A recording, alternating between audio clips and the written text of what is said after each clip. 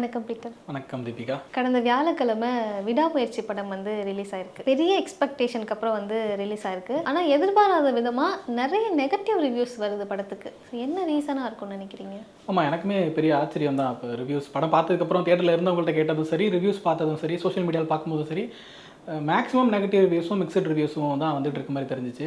நான் ரிவ்யூ முடிச்சுட்டு பார்த்துட்டு இருக்கும்போது பார்த்தா நான் மட்டும் தான் பாசிட்டிவ் ரிவ்யூ கொடுத்துருக்கணுங்கிற மாதிரி, இங்கே திரும்பி பார்த்தா எவனையுமே காணுன்ற மாதிரி அந்தளவுக்கு நிறைய ஒரு டிசப்பாயின்மெண்ட் பார்க்க முடிஞ்சிச்சு. வேரியஸ் ரீசன்ஸ் இருக்குது. ஃபஸ்ட்டு ஃபேன்ஸோட டிசப்பாயின்மெண்ட் அது ஒரு முக்கியமான காரணமாக இருக்கும்னு நினைக்கிறேன். 2 வருஷத்துக்கு அப்புறம் அஜித் படம் வருது, பயங்கரமாக செலிப்ரேட் பண்ணணும் அப்படிங்கிற ஒரு மூட தான் தேட்டரில் போய் உட்காந்துருப்பாங்க. அப்படி போனதே ஃபஸ்ட்டு தப்பு, அதை பின்னாடி சொல்கிறேன். பட் அப்படி போனவங்களுக்கு ஒரு பெரிய இன்ட்ரோ இல்லை அஜித்துக்கு. பெருசாக இன்ட்ரோலாம் ஒன்றும் கிடையாது. இன்ட்ரோ சாங் இல்லை.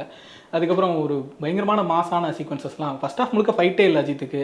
அப்புறம் அப்போ ஃபஸ்ட் ஆஃப் முழுக்கவே அஜித்தை 2-3 கேரக்டர்ஸ் போட்டு அசிங்கப்படுத்திட்டு இருக்காங்க. பூமர்ன்றாங்க, அப்புறம் லேடிஸ் டைலருக்குள்ள அமுச்சு விட்டு எல்லாரும் உட்காந்து சிரிக்கிறாங்க. அந்த மாதிரின்னு சொல்லிட்டு ரொம்ப ஹிம்லேட் பண்ணுற மாதிரியான, நம்ம விரும்புகிற ஒரு ஸ்டாரை இப்படியெல்லாம் அவங்க பார்க்குறத விரும்பவே இல்லை ஆடியன்ஸ். அதிலே ஒரு பெரிய டிசப்பாயின்மெண்ட் ஆகிட்டாங்க. மொரோவர் அவங்க அந்த மாதம் செலிப்ரேட் பண்ணுற மாதிரி விஷயங்கள் எதிர்பார்த்துட்டு இருப்பாங்க. அதுவுமே ஃபஸ்ட் ஹாஃபில் இல்லை. செகண்ட் ஹாஃபில் சில ஃபைட் சீக்வன்சஸ் எல்லாமே இருக்குது. பட் அதுவுமே அவங்களுக்கு சாட்டிஸ்ஃபைடான விஷயமா இருக்காதனால ஃபேன்ஸோட டிசப்பாயின்மெண்ட் நமக்கு புரியுது. பட் அந்த எக்ஸ்பெக்டேஷனோட அவங்க இந்த படத்துக்கு போயிருக்கக்கூடாது. அதுக்கு என்ன காரணம்னா, மகிழ் திருமேனியே நிறைய பேட்டிகளை சொல்லிட்டாரு. இன்னும் சொல்லப்போனால் அது ஒரு நெகட்டிவ் ப்ரொமோஷன் கூட சொல்லிடலாம்னு நினைக்கிறேன். அவர் கொடுத்த எல்லா பேட்டிகளுமே யூஷுவல் அஜித் படம் கிடையாது. அவருக்கு பஞ்ச் டைலாக் இல்லை, இன்ட்ரோ சாங் இல்லை, இன்ட்ரோ சீக்வன்ஸ் எதுவும் இல்லை. அவர் மாசான விஷயங்கள் எதுவும் பண்ண மாட்டார். ஒரு காமன் மேனாக தான் இருக்கிறாரு. நீங்கள் ஒரு யூஷுவல் அஜித் படத்தோட எதிர்பார்ப்போட வராதிங்கன்னு எல்லா இடத்துலையுமே சொல்லிட்டு இருந்தார்.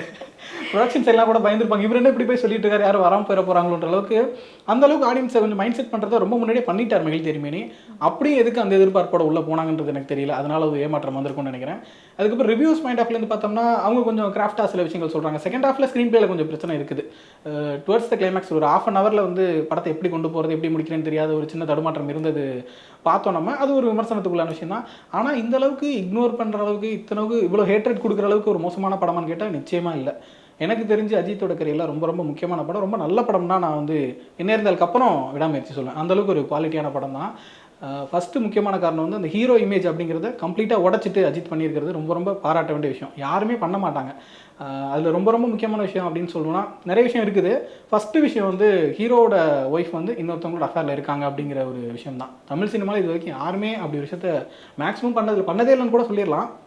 நீங்கள் யோசிச்சு பாருங்களேன், அந்த ஒரு அப்போலேருந்து சினிமாவில் அந்த பாலியல் பலாத்காரம் அந்த மாதிரி சீக்வன்சஸ் எல்லாமே வரும். ஹீரோட தங்கச்சி யாராவது ரேப் பண்ணிடுவாங்க, ஹீரோட அக்கா ரேப் பண்ணிடுவாங்க, இல்லை ஏதோ ஒரு பொண்ணு ரேப் பண்ணிடுவாங்க, ஹீரோ போய் காப்பாற்றுற அந்த மாதிரி இருக்குமே தவிர்த்து ஹீரோயினை யாருமே பண்ண மாதிரி சீக்வன்ஸ் பண்ண ட்ரை பண்ணுறது ஒருமே தவிர்த்து. ஏன்னா ஹீரோயின், அதாவது ஹீரோவோட பேரை இன்னொருத்தவங்க டச் பண்ணிட்டாங்கன்னா அது என்னமோ ஹீரோக்கே ஆண்மல்லன் ஆகிட்ட மாதிரியான ஒரு பயங்கரமான ஒரு நாயக பிம்பம் இங்கே இருந்துகிட்டு இருக்குது. எனக்கு தெரிஞ்சு மகேந்திரன் ரஜினி காம்பினேஷனில் ஒரு படம், சரி ஒரு படம் அது. அதில் ரேவதி கண்ணு தெரியாமல் இருப்பாங்க. அதில் வில்லன் அவங்கள ரேப் பண்ணிடுவார். அதுதான் ஒரே படம் எனக்கு தெரிஞ்சு தமிழ் சினிமாவில் ஹீரோயின், அதாவது ஹீரோட பேரை இன்னொருத்தர் ஃபிசிக்கல் அபியூஸ் பண்ணிட்டாங்க அப்படிங்கிற மாதிரி சீக்வன்ஸ். அது மாதிரி வேறு எங்கேயுமே வச்சுருந்துருக்க மாட்டாங்க. பேரன்பு படத்தில் மம்முட்டியோட ஒய்ஃப் ஓடி போயிடுவாங்க, அவங்க கூட இருக்க பிடிக்கல அப்படிங்கிற மாதிரி சொல்லிட்டு. இதை தவிர்த்துட்டு ஹீரோயின் அப்படிங்கிறவங்க ஹீரோட ப்ராப்பர்ட்டியாக தான் இருப்பாங்க. அப்படி தான் இருந்திருக்காங்க. அந்த விஷயத்தை உடச்சதை நம்ம மக்களால் அக்செப்டே பண்ணிக்க முடியலன்னு நினைக்கிறேன். ஏன்னா ரொம்ப பெரிய விஷயம். அது ஒரு ஸ்டாரோட படத்தில் அப்படி நடக்குது அப்படிங்கிறத ஃபர்ஸ்ட் ஹாஃபில் படம் கதை ஆரம்பிக்கிறதே அந்த பிளாட்லேருந்து தானே. அங்கேயே எல்லாம் ஸ்டக் ஆகிட்டாங்க. என்னடா இதுக்கப்புறம் எப்படா இதை பார்க்குறது. அந்த ஒரு பாண்டு இருக்குல்ல, அவங்க வேறு அஃபேரில் போயிட்டாங்க, அவங்களுக்காக ஏன் அஜித் இவ்வளோ தூரம் ட்ராவல் பண்ணணுங்கிற கொஸ்டின்ஸ் இருக்குல்ல. அதனாலே நம்ம ஆட்களுக்கு எமோஷனலாக பெருசாக கனெக்ட் ஆகவே இல்லைன்னு நினைக்கிறேன். அவர் ஒரு ஹீரோவாக ஒரு ஸ்டாராகவே பார்க்காம ஒரு காமன் மேனாக பாருங்கள். ஒரு 40+ இருக்கக்கூடிய ஒருத்தர், இல்லை 15 கூட வச்சுக்கலாம்னு வச்சுக்கிறேன். அந்த ஏஜில் இருக்கக்கூடிய ஒரு கப்புளுக்குள்ளே நடக்கக்கூடிய ஒரு சின்ன கான்ஃப்ளிக்ட். அது எங்கே வேணால் யாருக்கு வேணால் நடக்கலாங்கிற மாதிரி ஒரு கான்ஃப்ளிக்ட் தான். ஒரு காமன் மேனாக பார்த்துருந்தா நம்ம மேக்ஸிமம் அக்செப்ட் பண்ணியிருப்போம். அந்த ஸ்டாராகவே பார்த்துட்டு இருக்கோம், ஹீரோவே பார்த்துட்டு இருக்கோம்னால தான் அந்த விஷயத்தை அக்செப்ட் பண்ண முடியலன்னு நினைக்கிறேன்.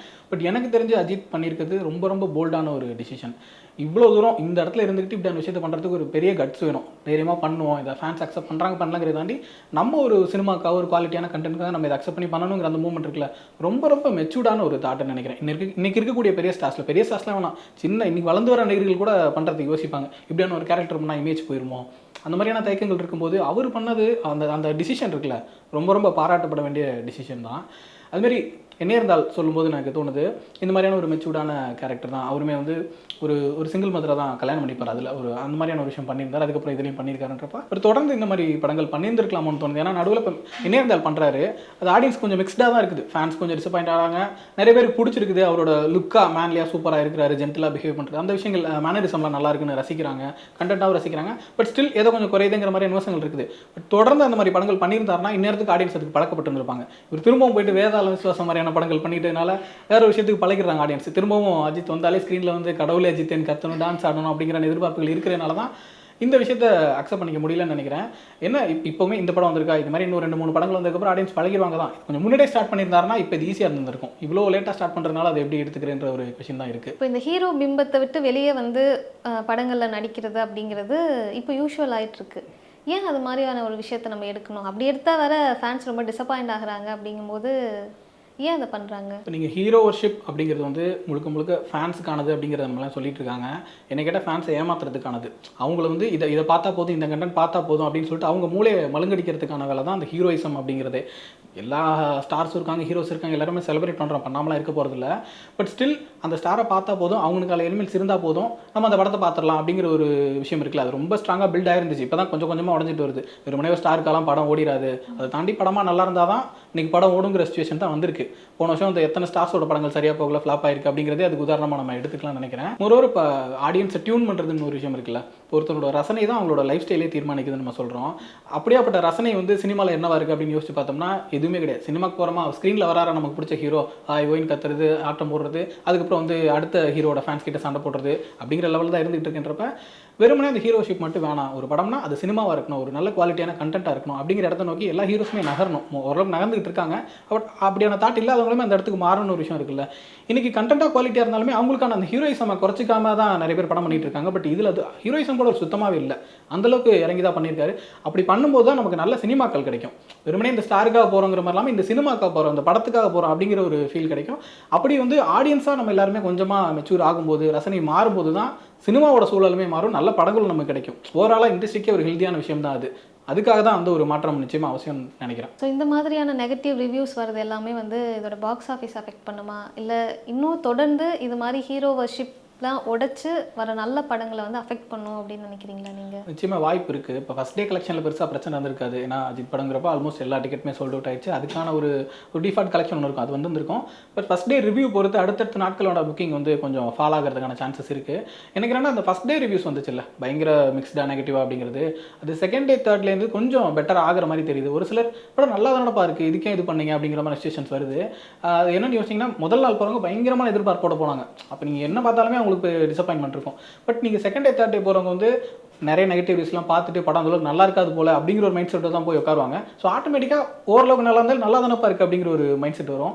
அந்த ஆஸ்பெக்டில் இப்போ ஒரு 2 நாளாக கொஞ்சம் பெட்டரான ரிவ்யூஸ் வந்துட்டு இருக்கு. படம் பார்க்கவே நல்லா இருக்குது, அஜித் இந்த மாதிரி கேரக்டர்ஸ் தொடர்ந்து பண்ணணும், இந்த மாதிரி படங்கள் பண்ணணும் அப்படிங்கிற மாதிரியான விஷயங்கள் வந்துட்டு இருக்குது. பட் இது எவ்வளோ அதிகமாகுங்கிற பொறுத்து தான் நம்ம அதை டிசைட் பண்ண முடியும். இப்போ இது ஒரு சின்ன ரேஷியோவில் தான் இருக்குன்னா இன்னும் ஒரு 2-3 நல்ல படம் காலி, அதுக்கப்புறம் நம்ம பெருசாக எதிர்பார்க்க முடியாது. இல்லை இது இம்ப்ரூவ் ஆகுது, இன்க்ரீஸ் ஆகுதுங்கிற பட்சத்தில் நிச்சயமாக இன்னும் ஒரு வாரத்துக்கு படம் நல்லாவே போகும். அப்படி போகிறது தான் நல்லது. ஏன்னா இப்போ இந்த படம் சரியாக போகலன்னு வச்சுங்களேன், ஆட்டோமேட்டிக்காக அதுக்கப்புறம் இந்த மாதிரி படங்கள் வந்து எந்த ஸ்டார்ஸுமே பண்ண மாட்டாங்க. அஜித்னு இல்லை, எல்லாருமே ஒரு பெரிய பிஸ்னஸ் இன்வால்வ் ஆகிட்டு இருக்குது. இப்போ ஒரு பெரிய மணி இன்வால்வ் ஆகிட்டு இருக்க ஒரு படத்தில் வந்து நம்ம எவ்வளோ பெரிய ரிஸ்க் எடுக்கணும், ஆடியன்ஸே இதை அக்செப்ட் பண்ணிக்கல, ஆடியன்ஸ்க்கே இது பிடிக்கல புரியலன்றப்ப யூஸ்வலாக ஒரு மசாலா படம் பண்ணிட்டு போயிடலாமே, ஒரு 100 கோடிக்கு எடுத்தோமா 300 கோடி கலெக்ட் பண்ணோமா அப்படிங்கிற ஒரு தாட்டில் போயிடலாம். எதுக்கு நம்ம எக்ஸ்பெரிமெண்ட்லாம் பண்ணிகிட்டு இருக்கணும், இந்த வயசில் போய் நம்ம ஏதாவது இதெல்லாம் பண்ணிகிட்டு இருக்கணும் அப்படிங்கிற ஒரு தாட்டுக்கு போயிடுவாங்கன்ற ஒரு பயம் எனக்கும் இருக்குது. அதனால தான் இந்த மாதிரி படங்கள் ஓடணும், இந்த மாதிரி படங்கள் நல்லா வரணும் அப்படிங்கிறதுல வந்து நான் ரொம்ப ஆர்வத்தோடு இருக்கேன். என்ன இருந்தாலும் வந்து எனக்குமே படமாக சில விமர்சனங்கள் இருக்குது. கம்ப்ளீட்டான சினிமா வரல, நிறைய பார்த்த காட்சிகள் இருந்த மாதிரி இருந்துச்சு. ஒரு யூஷுவல் ஜிவிஎம் படம் தானோ அப்படிங்கிற மாதிரி இருக்கிற மாதிரிலாம் இருந்துச்சு. பட் நான் அந்த படத்தை சப்போர்ட் பண்ணேன். ஏன்னா அஜித் அந்த படத்தை பண்ணியிருந்தது எனக்கு ரொம்ப பிடிச்சிருந்துச்சு, அவரோட பெர்ஃபார்மன்ஸ் ரொம்ப பிடிச்சிருந்துச்சு. இந்த படம் நல்லா போகிற பட்சத்தில் தான் அவர் தொடர்ந்து இந்த மாதிரி படங்கள் கான்ஃபிடென்ட்டோடு நடிப்பார் அப்படிங்கிற ஒரு ஆஸ்பெக்டில் அந்த படத்தை சப்போர்ட் பண்ணியிருந்தேன். அதே ஆஸ்பெக்டில் தான் விடாமுயற்சியுமே சப்போர்ட் பண்ணிகிட்டு இருக்கேன். பட் ரசிகர்கள் புரிஞ்சுக்கணும், நம்ம வந்து வெறுமனே வந்து என்னது திரைப்படம் வேண்டாம் புகைப்படம் போதுன்ட்டு அவரை மட்டும் பார்த்தா போதுமா, இல்லை குவாலிட்டியான கண்டென்ட்டோட சினிமா வேணுமா அப்படிங்கிறது வந்து ஆடியன்ஸ் தான் டிசைட் பண்ணும். அப்படி பண்ணுற பட்சத்தில் தொடர்ந்து இந்த மாதிரி படங்கள் வரணுங்கிறத என்னோட எதிர்பார்ப்பு. இப்போ மகேஷ் திருமணி நிறைய படங்கள் பண்ணியிருக்காரு. ஸோ ஒரு இயக்குனராகவே அவருக்கு தெரியும்ல ஃபேன்ஸ் இதை தான் எக்ஸ்பெக்ட் பண்ணி வருவாங்க அப்படின்னு. அப்புறம் அவர் ஏன் இதை பண்ணுறாரு? நிச்சயமாக அவருக்கு தெரிஞ்சிருக்கும் அஜித் சாரோட ஃபேன்ஸ் என்ன எதிர்பார்ப்பாங்க, ஒரு ஃபேன்ஸோட செலிப்ரேஷன் அப்படிங்கிறப்ப ஒரு படம் எப்படி இருக்கணும் எல்லாமே அவருக்கு தெரியும். பட் ஸ்டில் அவர் இப்படி ஒரு கால் எடுக்கிறாரு, வேணாம் இது யூஷுவல் அஜித் சார் படமாக இல்லாமல் ஒரு குவாலிட்டியான என்டர்டெய்னிங்கான படமாக இருக்கணும், எங்கேஜிங்கான படமாக இருக்கணும், ஒரு ஸ்டாண்டர்டோடு இருக்கணும் அப்படிங்கிறத டிசைட் பண்ணுறாருல, அதுக்கு ஒரு பெரிய கட்ஸ் வேணும். எனக்கு தெரிஞ்சு அஜித் சாருமே அதுக்கு பெருசாக சப்போர்ட் பண்ணியிருந்திருக்காரு. அவரோட சப்போர்ட் இல்லாமல் அப்படி கம்ப்ளீட்டாக படம் பண்ணிட முடியாது. நமக்கு எப்போவுமே ஒரு ஆசையும் இருக்கும், குழப்பமும் இருக்கும். ஒரு ஒரு ஸ்டார் வந்து நமக்கு பிடிச்ச ஒரு டேரக்டர் கூட ஒர்க் பண்ணணும் அப்படின்னு சொல்லி. இப்போ லோகேஷ் வந்து விஜய் கூட மாஸ்டர் பண்ண போகிறாருங்கிற ஒரு கியூரியாசிட்டி கிரியேட் ஆச்சுல, விஜய் படம் லோகேஷ் எப்படி பண்ணுவார் அப்படின்னு சொல்லிட்டு. பட் ஸ்டில் அது ஒரு 50-50ங்கிற மாதிரி தான் எடுத்திருந்தாங்க. விஜய்க்காக கொஞ்சம், லோகேஷ்காக கொஞ்சங்கிற மாதிரி இருந்தாங்க. அந்த ரேஞ்சில் அந்த படம் வந்துருச்சு. ஓரளவுக்கு ஓகே வந்துச்சு, ஓரளவுக்கு சரியாகவும் இல்லைன்னு இருந்துச்சு. அந்த மாதிரி எப்போவுமே ஒரு தயக்கம் இருக்கும். ஒரு ஸ்டாரை வந்து ஒரு கண்டென்ட் டேரக்டர் எப்படி ஹேண்டில் பண்ண போகிறார் அப்படிங்கிற ஒரு தயக்கம் இருக்கும். எல்லாருமே முடிஞ்ச வரைக்கும் ஸ்டாருக்காக ஒரு சின்ன சின்ன காம்ப்ரமைஸ் அது பண்ணியிருந்திருப்பாங்க, எல்லா டேரக்டர்ஸுமே இது வரைக்கும் பண்ண எல்லாருமே. பட் எனக்கு தெரிஞ்ச ஃபஸ்ட் டைம் மகிழ் திருமேனி தான் எந்த காம்ப்ரமைஸும் இல்லாமல் முழுக்க டேரக்டரோட படமாக இந்த படத்தை எடுத்திருக்கிறாரு. நோ கட்ஸ் நோ க்ளோரின்னு சொல்லுவாங்கல்ல, அந்த மாதிரி ஒரு பெரிய கட்ஸோட தான் பண்ணியிருக்காரு. இது எப்படி சொல்கிறது, இது ஒரு வேண்டாத வேலை, இது ஒரு ஆடியன்ஸை டிசப்பாயின்ட் பண்ணுற விஷயம் அப்படிலாம் நம்ம எடுத்துக்கவே கூடாது. இது வந்து ஒரு பிகினிங். நாளைக்கு எல்லா ஸ்டார்ஸுமே இதை தான் பண்ண போகிறாங்க. அடுத்தடுத்து தொடர்ந்து இது அஜித்தோட பாதையில் நாளைக்கு விஜயாவில் தான் கடைசி படம் முடிச்சு வச்சுங்களேன். அதுக்கடுத்து ஒரு சின்ன ஸ்டார்ஸ்லேருந்து எல்லாருமே வந்து படத்துக்காக என்ன வேணுமோ அதை மட்டும் தான் பண்ணுவாங்க. தனக்காக தன்னை பில்டப் பண்ணிக்கிற அந்த மாதிரி விஷயங்கள் இல்லாமல் அது ஒரு நாள் வரும், ஒரு 4 வருஷத்துக்கு அப்புறம் 10 வருஷத்துக்கு அப்புறம் மாறும். அதுக்கான பிகினிங்காக நான் விடாமுயற்சியாக தான் பார்க்குறேன். அதுக்கு வந்து இவ்வளோ ஸ்ட்ராங்காக சப்போர்ட் பண்ணியிருக்கக்கூடிய அஜித் சாரும் சரி, மகிழ் திருமேனி சரி, 2 பேருக்குமே நம்மளோட மனமார்ந்த பாராட்டுகளை தான் சொல்லிக்கணும் அந்த விஷயத்தில்.